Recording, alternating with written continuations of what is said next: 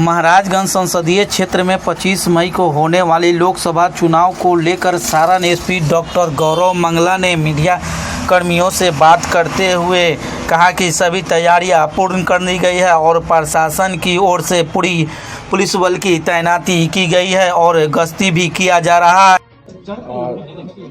सारण जिला में Maharajganj parliamentary constituency में छठे चरण के मतदान को शांतिपूर्ण संपन्न कराने के लिए प्रशासन और पुलिस द्वारा विस्तृत योजना तैयार की गई है और प्रतिनियुक्ति की जाएगी। सभी बूथों पर हमारी प्रतिनियुक्ति होगी। इसमें अर्धसैनिक बल और साथ में बीएसएफ के बल और जिला पुलिस के बल शामिल होंगे। सभी बूथों पर तैनाती की योजना बनी है। सभी बूथों पर तैनाती की जाएगी। आज कल उन सभी फोर्सेस का डिस्पैच होगा। बूथों पर तैनाती के अलावा हमारे कई चलंत दल हैं जो भी समस्याएं उत्पन्न होंगी उनसे निपटने के लिए हमारे सेक्टर पदाधिकारी होंगे। इसके अलावा थाना, अनुमंडल एवं जिला स्तर पे हमारी क्यूआरटीज़ भी होंगी।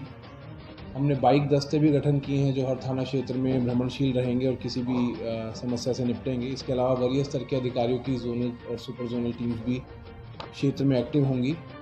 इसके अलावा घुड़सवार दस्ते और नाव गश्ती भी क्षेत्र में एक्टिव होंगी। इसके अलावा विभिन्न हमारे स्थानों पर जो नाके और चेक पोस्ट हैं वो भी आवागमन के जो रास्ते हैं उन पे अपनी मुस्तैदी बना के रखेंगे।